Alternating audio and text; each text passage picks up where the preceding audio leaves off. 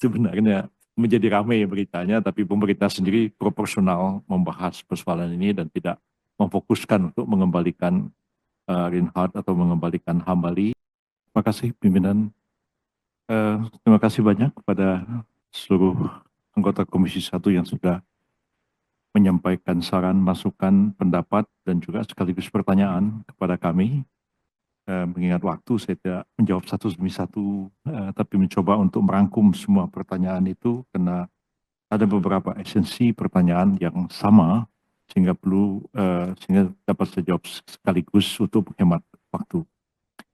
Pertama yang agak spesifik itu mengenai soal Hambali dan soal Reinhard Sinaga. Saya sudah menegaskan bahwa eh, kasus kedua orang ini tidaklah menjadi prioritas bagi pemerintah untuk segera merepatriasi yang bersangkutan ke sini, karena memang masalahnya cukup rumit dan complicated. Yang kedua juga kita mempertimbangkan pandangan masyarakat terhadap kedua orang ini, sehingga kami sampai pada kesimpulan, kami pelajari, kami concern dengan soal itu, karena menjadi tanggung jawab negara juga untuk memperhatikan apapun yang terjadi pada warga negara Indonesia di luar negeri, betapapun salah, betapapun kita tidak suka dengan apa yang dia lakukan, bahkan dia mempermalukan kita, tapi tanggung jawab negara tidak terlepas terhadap hal itu, karena setiap warga negara dimanapun menjadi tanggung jawab pemerintah untuk memberikan perhatian, perlindungan, dan pembelaan. Jadi lebih banyak kasus-kasus lain yang memang perlu ditangani segera, seperti ada sekitar 54 warga negara Indonesia yang dipidana mati di Malaysia, juga di Arab Saudi, dan kami mulai ingin membahas masalah ini dengan Arab Saudi. Itu pembicaraan sudah dimulai, dan juga ini terkait dengan kementerian yang lain yang menangani pekerja migran, juga Kementerian Luar Negeri, yang juga concern terhadap perlindungan terhadap warga negara Indonesia di luar negeri. Memang dari segi pemberitaan, kalau Reinhardt sama Hambali itu memang rame. Kalau bicara soal ibu-ibu TKW dihukum mati di Arab Saudi kan nggak jadi berita itu. Jadi sebenarnya menjadi ramai beritanya, tapi pemerintah sendiri proporsional membahas persoalan ini dan tidak memfokuskan untuk mengembalikan Reinhardt atau mengembalikan Hambali, karena masalahnya cukup rumit. Apalagi Reinhardt itu menurut hukum Inggris baru boleh mengajukan permohonan keringanan itu setelah 30 tahun di penjara. Bahkan kemungkinan kalau sekiranya ada negara minta supaya dia ditransfer, itu juga perlu waktu 30 tahun.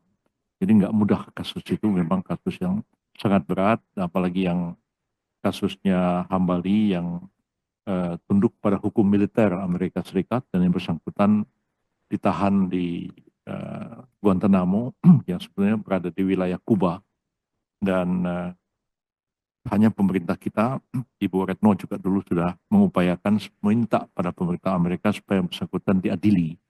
Tapi sampai hari ini tidak pernah diadili. Jadi itu juga masalah terorisme pada satu pihak, pada lain pihak adalah masalah HAM juga. Ya.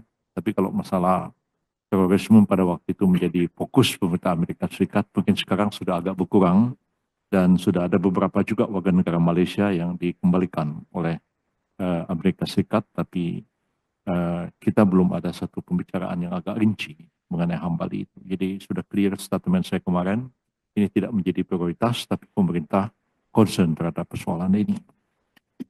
Kemudian terus terangnya sebagai kementerian baru, kami belum pernah membahas masalah keamanan laut ini sampai kami mendapat undangan dari Komisi 1, dan walaupun sangat singkat, kami mulai mencoba untuk mempelajari permasalahan ini, dan kami sependapat bahwa memang perlu ada satu langkah pengaturan yang komprehensif untuk mengatasi persoalan keamanan laut ini, dengan kita merumuskan langkah seperti apa sebetulnya, penanganan yang seperti apa, institusi seperti apa yang kita akan bentuk, dengan terlebih dahulu menyiapkan satu draft rancangan peraturan perundang-undangan di tingkat undang-undang tentang masalah keamanan laut ini.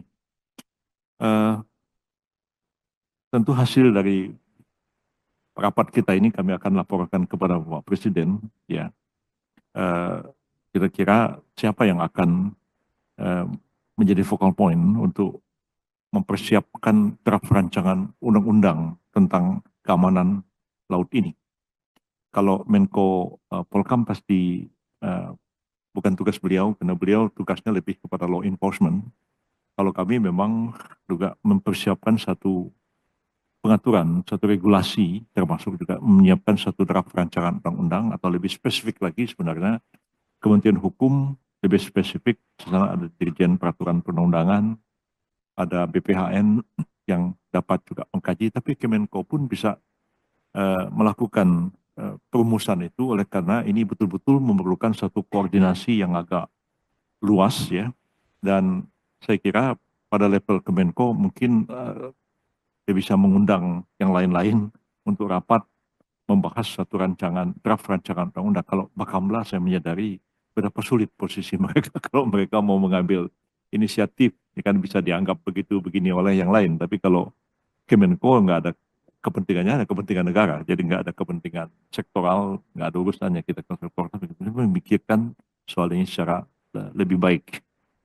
Dan download Tribun X sekarang, menghadirkan lokal menjadi Indonesia.